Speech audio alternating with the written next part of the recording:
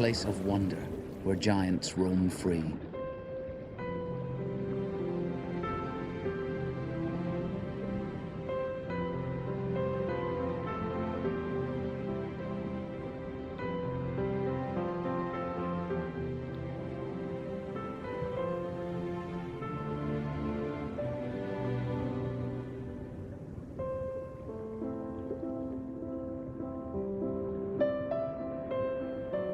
For thousands of years, we could only wonder about humpback whales. Now, by exploring their world, we're getting surprising glimpses into their lives.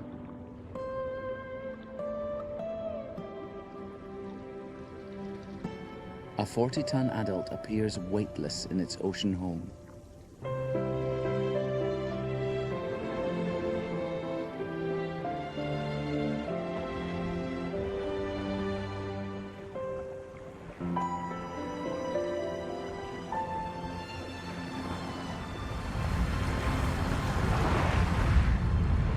Though longer than a school bus, these 50-foot giants are nimble.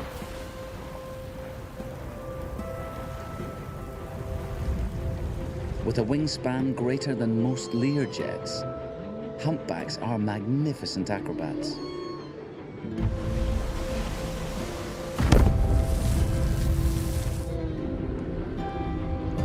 Often seen in shallow waters, these mammals occasionally dive to a depth of 1,000 feet.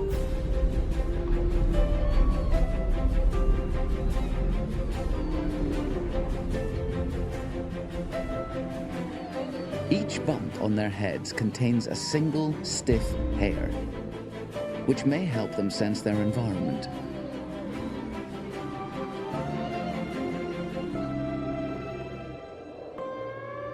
Today we celebrate them, but it wasn't always so.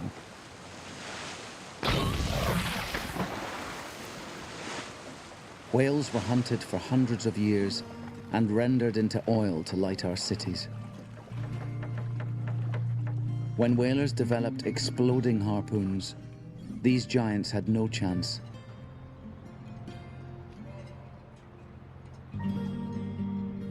We nearly wiped humpback whales off the face of the planet.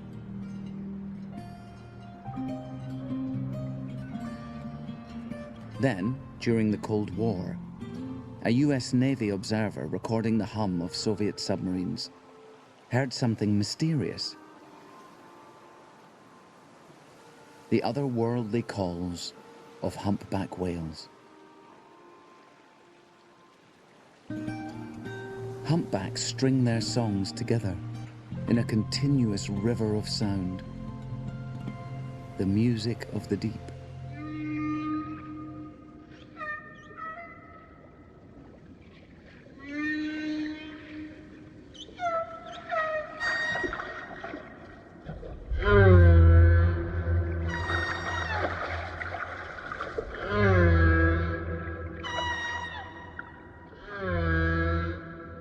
In the 1970s, when these recordings were studied by scientists Roger Payne and Scott McVeigh, they recognized that the seemingly random noises were actually precise rhythmic patterns of sound, or songs.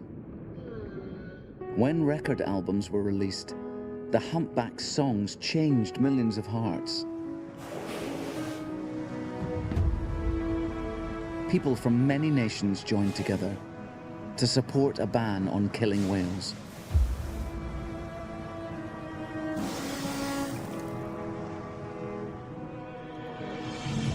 The song of the humpback helped us to begin to understand, finally, that whales are magnificent, complex beings, worthy of protection, worthy of life. This was our turning point.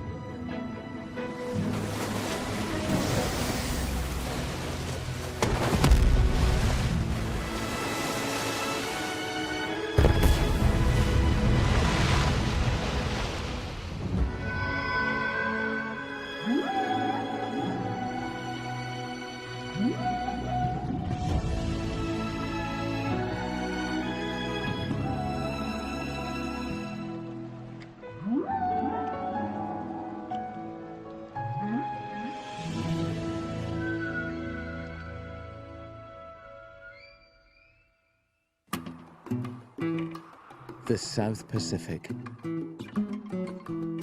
The humpback population here was hard hit by whaling.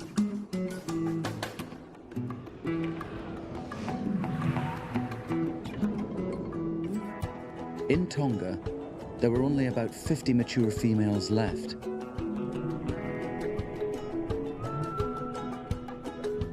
In 1978, when the King of Tonga banned the killing of whales, the humpbacks here slowly began to recover, one calf at a time. Today in Tonga, there are about 2,000 humpbacks, a fraction of what once was, but it's a start.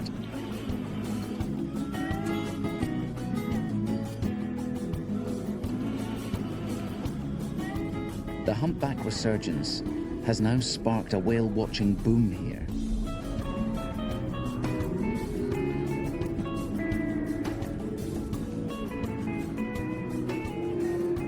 The increased tourism has raised the standard of living for the local people, like Ali Takau.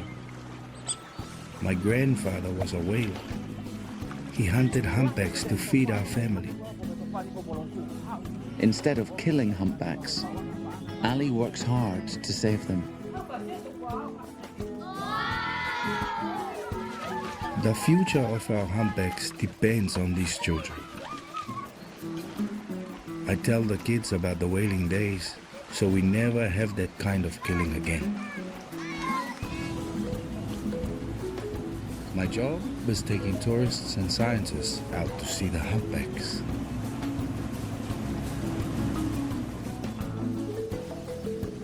Now these magnificent whales have begun to recover. Each calf is critical to Tonga's fragile resurgence. After a full year of pregnancy, mothers give birth to a single 14-foot baby.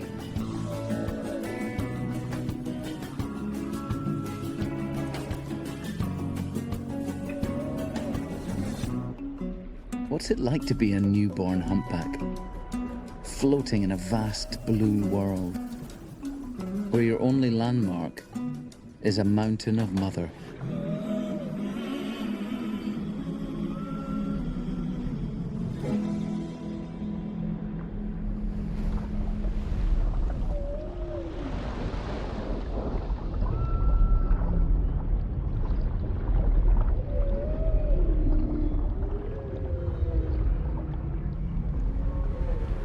Humpbacks share these idyllic waters with a whole community of marine life.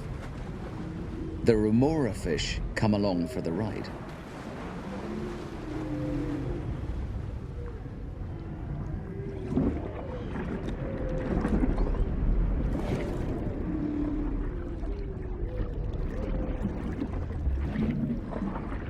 Even when the mother sleeps, the newborns don't stray far from mother's milk.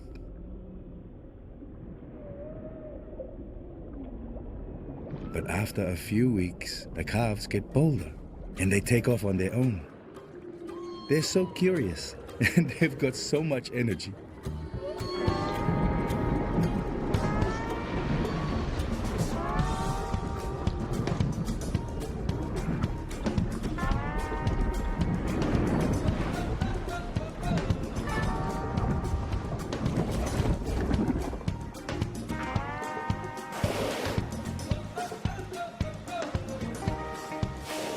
These newborns learn by copying their mothers.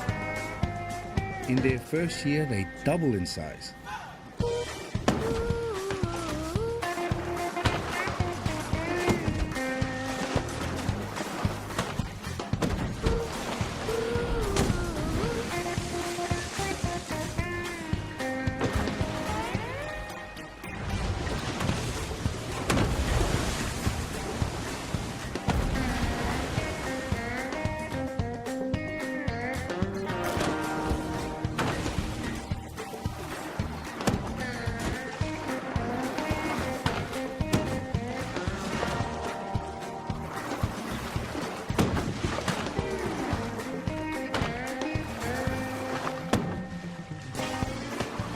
Once they get the hang of it, there's no stopping them.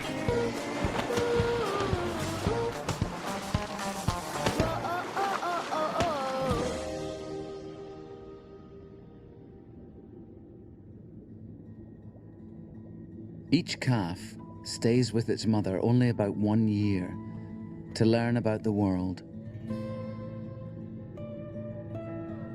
how to migrate thousands of miles,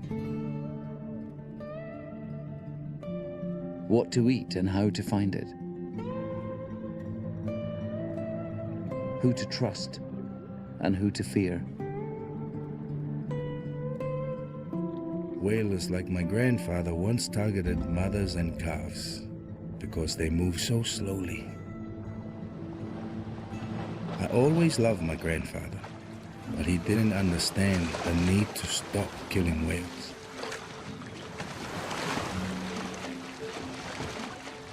The killing stopped here in Tonga, but not everywhere. 3 nations, Japan, Norway, and Iceland, still allow commercial and scientific whaling. Today, fewer people kill whales on purpose, but we now kill them without even knowing it. When a ship collides with a whale, the impact is often fatal, and the number of ships on the world's oceans has doubled in the last 12 years. There is something we can do about these fatal collisions. One solution is to slow down ships or reroute them to avoid the migratory pathways of whales.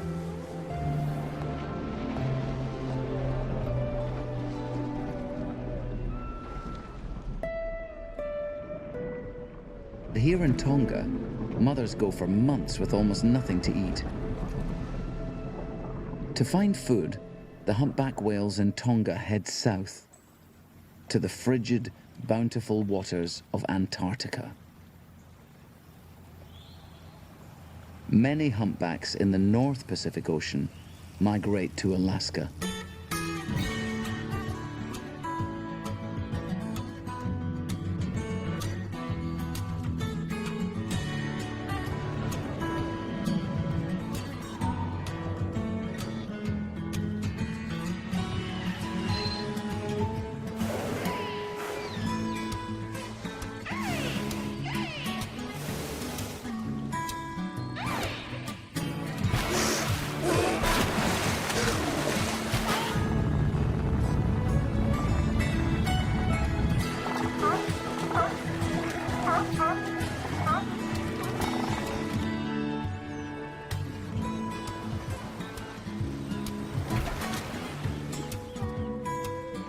Dr. Fred Sharp has been studying the behaviors of humpback whales here for the past 25 summers.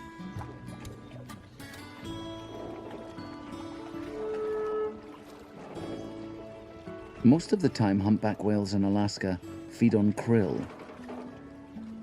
These small shrimp-like crustaceans thrive here, in waters enriched by upwelling currents and glacial nutrients. The tiny krill might be harder to catch if humpback whales had teeth, but they don't. Instead of teeth, humpback whales have baleen. It's a kind of strainer that hangs from the roof of their mouth.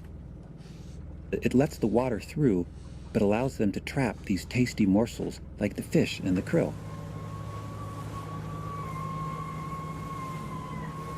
When we're trying to locate big feeding pods, it's almost like you're coming home to family. Fred has studied these particular whales for so long that he can often tell who's vocalizing just by listening.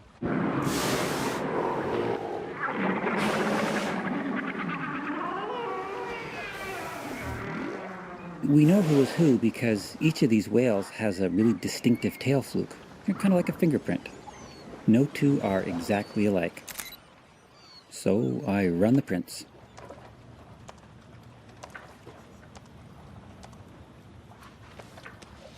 This is Melancholy. I've really come to know him over the past 20 years, from studying his behaviors and even sketching him. I often see Melancholy with another male, who we call Vulture. Many whales feed individually, but Melancholy and his crew have learned a really cool strategy. They can capture more fish by working together as a team. When we hear the feeding calls and see the whales group together, we know we're in for quite a show. What happens next is one of the most incredible and complex animal behaviors ever observed. It's called group bubble net feeding. The first step is always the synchronized dive.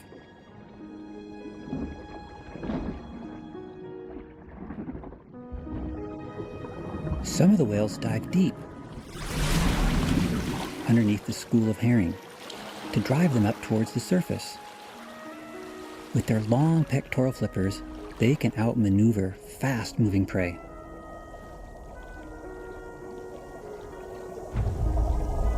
The bubble specialist blows a stream of bubbles, forming a spiraling wall of air that acts like a net to keep the fish from getting away. The designated vocalizer begins to make almost deafening sounds, scaring the fish up towards the surface.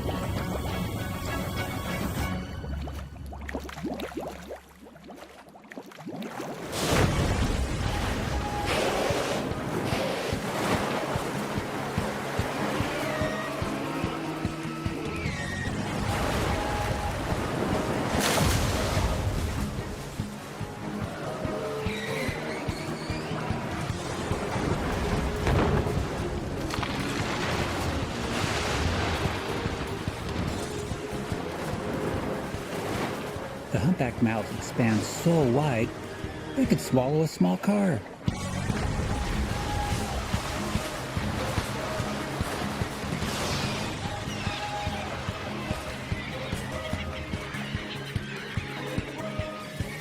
They can eat up to a ton of food in a single day. That's like 8,000 hamburgers.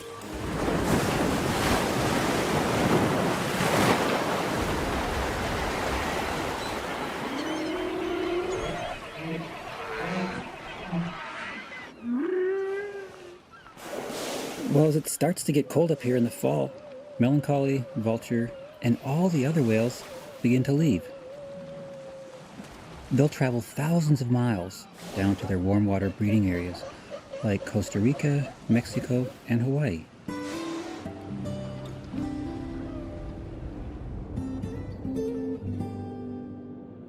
Some humpbacks migrate 5,000 miles one way every year. One of the longest known migrations of any mammal.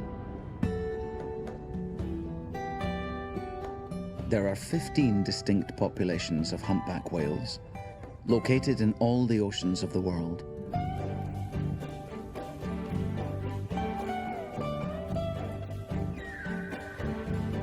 They feed in polar and subpolar regions, and breed and give birth in the tropics.